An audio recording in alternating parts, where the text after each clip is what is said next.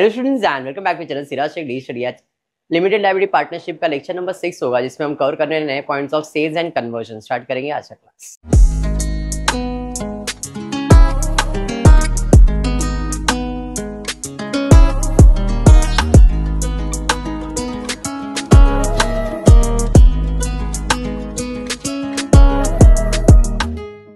Start with limited liability partnership firm ही है, but इसके अंदर सेल्स या कन्वर्जन, मतलब या तो अपन बिजनेस बेच देंगे या तो बिजनेस को कन्वर्ट करेंगे।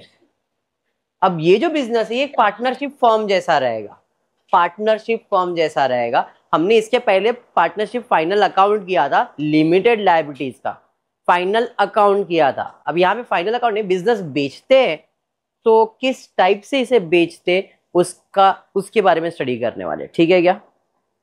ओके चलिए स्टार्ट करते हैं। अब तक फॉर्मेट तो मेरे हिसाब से बैठ है, ये अच्छे से कर लिया रहेगा आप लोग ने।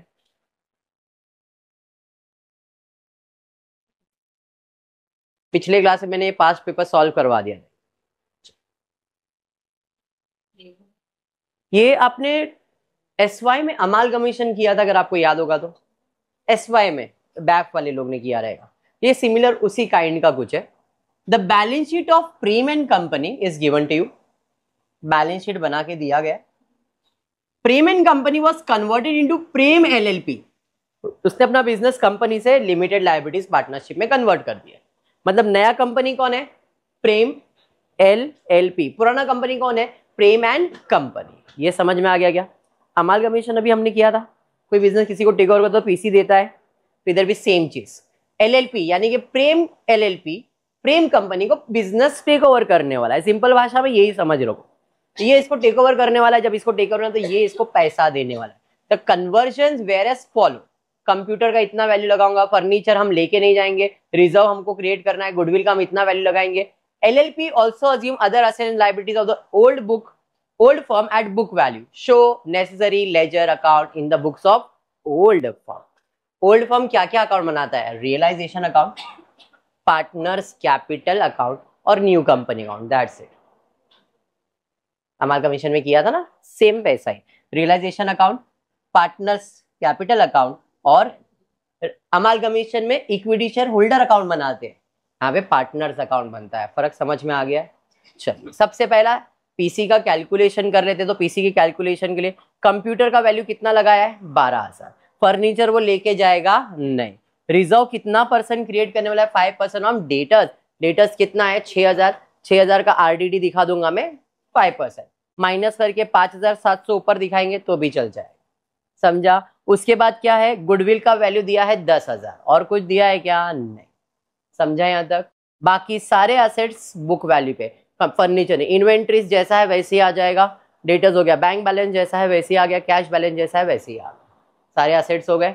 लायबिलिटीज में कैपिटल तो नहीं, क्रेडिटर्स आ जाएगा 5,000, बिल्स पेबल 5,000। डन है। टोटल मार दिया।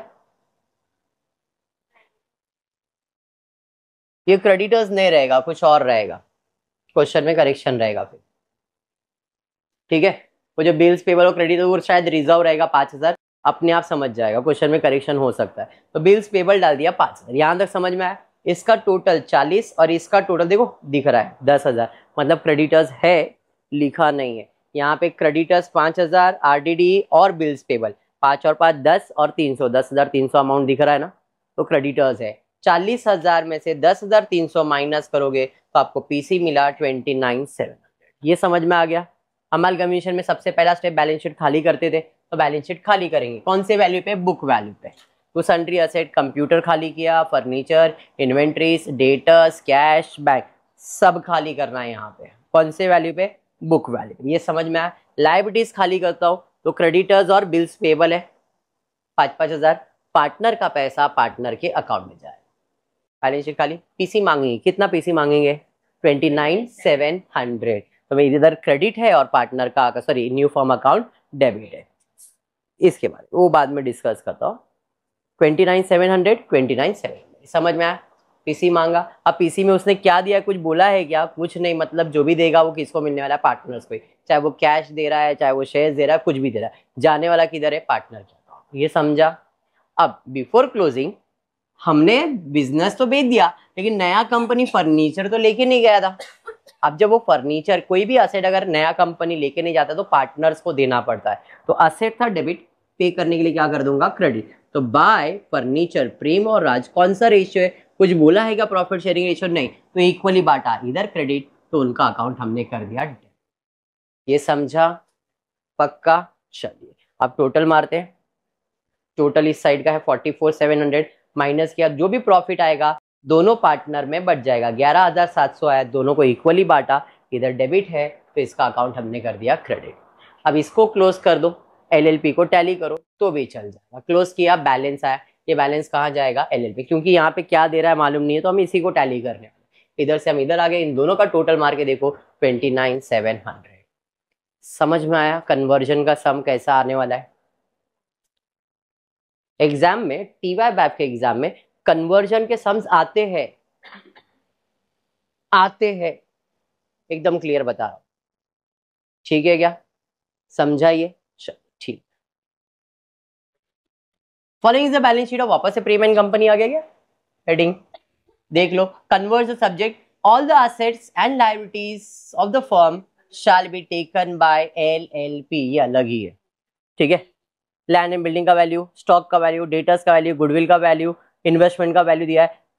पीसी कैलकुलेट करो, realisation, partners capital in the books of AB, नए कंपनी का नाम है एबी कंपनी, ठीक है क्या। In the books of AB company हमको ये बैलेंस शीट टेक ओवर करना है।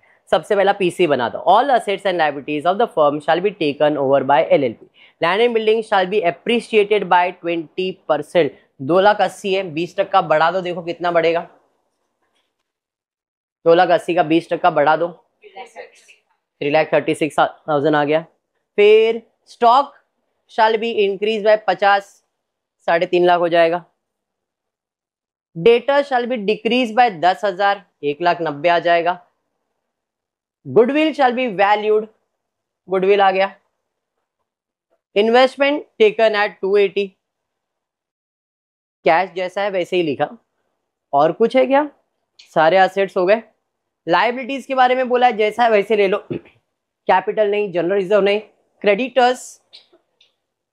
अब इन्वेस्टमेंट फ्लक्चुएशन रिजर्व, देखो हमने यहाँ पे इन्वेस्टमेंट लिखा हुआ है, कौन सा वैल्यू लिखा है, न्यू वैल्यू लिखा है, बुक वैल्यू लिखा है क्या, समझो ये बुक वैल्यू था, ये उसका फ्लक्चुएशन के लिए रिजर्व था।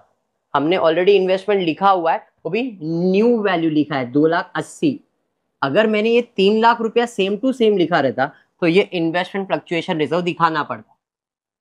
समझ में आया, क्योंकि मैंने न्यू वैल्यू लिखा है तो फ्लक्चुएशन दिखाने की जरूरत नहीं है। समझ में आया, ये टोटल मार लिया, total of asset, total of liabilities, minus किया तो पीसी मिल गया। डन है। अब क्या, बैलेंस शीट खाली करेंगे सेम, और इधर सारे असेट्स लेके गया, वो कोई भी ऐसा असेट है जो छोड़ा नहीं है। यहां तक समझा। पार्टनर्स के अकाउंट में जनरल रिजर्व क्लियर है, क्रेडिटर्स गया, इन्वेस्टमेंट फ्लक्चुएशन रिजर्व यही आएगा। ये रिजर्व 20,000 दिख रहा है और वहां पे कुछ और अमाउंट दिख रहा है। अब क्यों हुआ ये, जरा पढ़ते एडजस्टमेंट। हमने इन्वेस्टमेंट का नया वैल्यू कितना दिखाया है, जबकि हमारे इन्वेस्टमेंट का बुक वैल्यू कितना है, तो नया वैल्यू कितना किया, 2,80,000, पुराना वैल्यू था 3 लाख, तो मुझे एक्चुअल में लॉस कितने का हुआ, समझ में आ रहा है। तो रिजर्व में से कम कितना करने का है, 20, 50,000 में से 20 तो लॉस में जाने वाला, तो बचा कितना, 30। तो रिजर्व हमेशा पार्टनर को मिलता है। रिजर्व किसको मिलता है, पार्टनर को। जनरल रिजर्व, रेवेन्यू रिजर्व अगर कोई यूज दिखा तो पार्टनर को। तो हम क्या करेंगे, 50,000 का पोस्टिंग कैसे दिखाएंगे, 50 में से मैंने रिजर्व किया था तो उस हिसाब से नया वैल्यू था 2,80,000, पुराना वैल्यू था 3 लाख, तो 20,000 तो लॉस में जाने वाला है, बट वो लॉस होगा नहीं क्योंकि वो तो रिजर्व करके रखा था। और बाकी जो 30,000 वो किसको दे दूंगा, पार्टनर को। तो यहाँ पे 30,000 मैंने इक्वली बांट दिया, तो 30,000 क्रेडिट हो गया, बचा 20,000, वो रिजर्व हमको रियलाइजेशन अकाउंट में दिखाना है। सर क्रेडिट तो फिर लॉस होएगा ना, मेरा रिजर्व कैंसिल करने का, पोस्टिंग रिजर्व करके रखा है ना, तो डेबिट कितना 3 लाख, क्रेडिट कितना 20, तो इनडायरेक्टली लॉस हो गया ना 20,000 का। अरे समझा क्या बोला, अगर समझा तो ठीक, नहीं तो रिजर्व में क्रेडिट का पोस्टिंग है तो 30 इधर और 20 इधर कर दिया। अगर ये रिजर्व नहीं होता तो ऐसा कुछ मसला आता नहीं। डन है ये पक्का। अब पीसी मांगेंगे कितना, 6,26,000। ए बी कंपनी बनाया क्या, नहीं बनाया, तो ए बी कंपनी में जाएगा।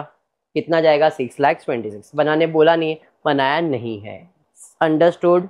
अब क्लोजिंग करते, प्रॉफिट आया, इक्वली दोनों पार्टनर को बांटेंगे, 98, यहाँ पे आ जाएगा 98। अब इसका टोटल लोगे, टोटल लो बैलेंस। अब इन दोनों का टोटल करके देखो, 6,26,000 ही आएगा, आपको करके चेक कर लो।